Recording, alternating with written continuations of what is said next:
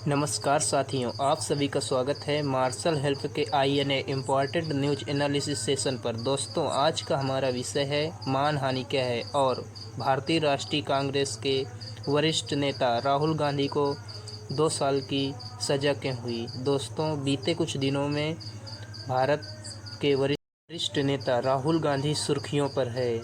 उन पर सूरत कोर्ट द्वारा मानहानि का केस दर्ज किया गया है। जानिए क्या है पूरा मामला। राहुल गांधी भारतीय राष्ट्रीय कांग्रेस के सदस्य हैं और वे भारत के पूर्व प्रधानमंत्री स्वर्गीय राजीव गांधी और कांग्रेस की वरिष्ठ नेता सोनिया गांधी के पुत्र हैं।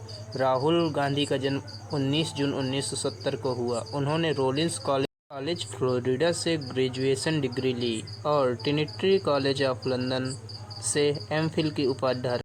उनकी छोटी बहन का नाम प्रियंका वाड्रा है, जो ऑल इंडिया कांग्रेस कमेटी की महासचिव होने के साथ उत्तर प्रदेश की प्रभारी भी हैं।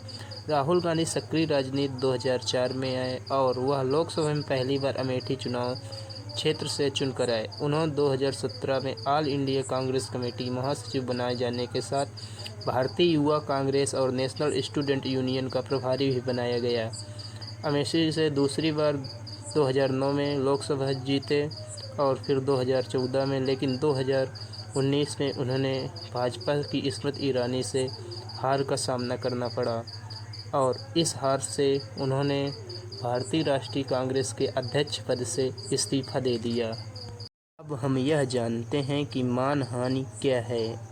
किसी व्यक्ति, व्यापार, उत्पाद समूह, सरकार, धर्म या राष्ट्र की प्रतिष्ठा को हानि पहुंचाने वाला असत्य कथन मानहानि कहलाता है। अधिकांश न्याय प्रणालियों में मानहानि के विरुद्ध कानूनी कार्यवाही के प्रावधान है, ताकि विभिन्न प्रकार की मानहानियां तथा आधारहीन आलोचना अच्छी तरह से सोच विचार कर ही करें।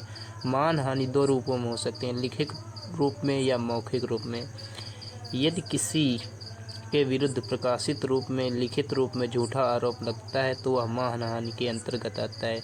भारतीय दंड संहिता IPC की धारा 499 एवं 500 में विस्तार से बताया गया है कि शब्दों के माध्यम से मानहानि कैसे हो सकती है, फिर वो चाहे बोलने या पढ़ने, संकेतों अथवा दृश्य प्रस्तुतियों के माध्यम से हो। यह या तो व्यक्ति की प्रतिष्ठा को नुकसान पहुंचाने के लिए उस व्यक्ति के बारे में प्रचारित किया या बोला जाता है, या ऐसा इरादतन किया जाता है कि उक्त आरोप उसकी प्रतिष्ठा को नुकसान पहुंचाएगा। आपराधिक मानहानि का दोषी पाए जाने पर धारा 500 के तहत जुर्माने के साथ बिना जुर्माने के 2 वर्ष तक के कारावास का प्रावधान है। वह व्यक्ति जिस पर मानहानि का केस दर्ज है वह विधायक, सांसद है तो दोष सिद्ध एक सांसद के अयोग्य व्यक्ति को संसद अयोग्य घोषित कर सकती है। यदि जिस अपराध हेतु उसे दोषी ठहराया गया यह जनप्रतिनिधित्व अधिनियम 151 की धारा 81 में सूचीबद्ध है। धारा 153A धर्म, नस्ल, जन्म स्थान, निवास, भाषा आदि के आधार पर विभिन्न समूहों के बीच शत्रुता को बढ़ावा देना और तद्भाव के प्रतिकूल कार्य करना, वह धारा रिश्वतखोरी, वह धारा 171 किसी चुनाव में अनुचित प्रभाव या प्रतिरूपण का अपराध तथा कुछ अन्य इस खंड में शामिल हैं। हालांकि इस धारा में यह भी कहा गया है कि अयोग्यता दोष सिद्ध की तारीख 3 महीने बाद प्रभावी होती है। इस अवधि के भीतर सांसद को उच्च कोर्ट का दरवाज़ा खटखटाना चाहिए। 23 मार्च को मुख्य न्यायिक मजिस्ट्रेट सूरत HH वर्मा ने कांग्रेस सदस्य सांसद राहुल गांधी को धारा 499 और आपराधिक मानहानि के अपराध के लिए दोषी ठहराते हुए 2 साल की कैद की सज़ा और 15,000 रुपये का जुर्माना भी लगाया। भारतीय दंड संहिता अदालत ने 30 दिनों के लिए उनकी सज़ा निलंबित कर दिया, लेकिन उसकी सज़ा नहीं और उसे अपने फैसले के खिलाफ अपील दायर करने में सक्षम बनाने के लिए जमानत दे दी। शुक्रवार को लोकसभा सचिवालय ने गांधी को सांसद के रूप में अयोग्य घोषित कर दिया। राहुल गांधी ने ऐसा क्या कहा जिसके कारण उन्हें दोषी ठहराया गया। 13 अप्रैल 2019 को कर्नाटक के कोलार में एक चुनावी रैली के दौरान राहुल गांधी ने 3 लोगों का नाम लिया: भगोड़ा हीरा व्यापारी नीरव मोदी, क्रिकेट प्रशासक ललित मोदी और प्रधानमंत्री नरेंद्र मोदी, और पूछा कि यह कैसे हुआ कि इन सभी चोरों के पास एक ही सरनेम है, मोदी।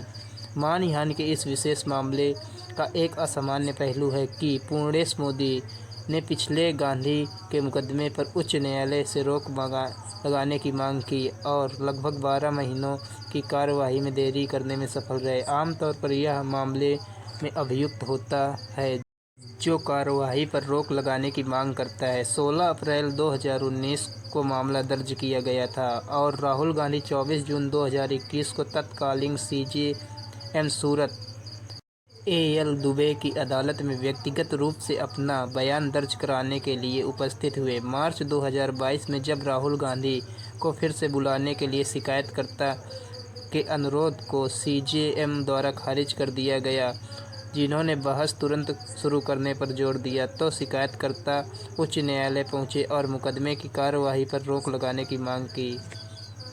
यह 7 मार्च 2022 को प्रदान किया गया था। हाल ही में MS ब्रांच द्वारा उनका तुगलक लेन पर स्थित बंगला नंबर 12 पर आधिकारिक रूप से 23 अप्रैल को खाली करने का आदेश जारी कर दिया गया है।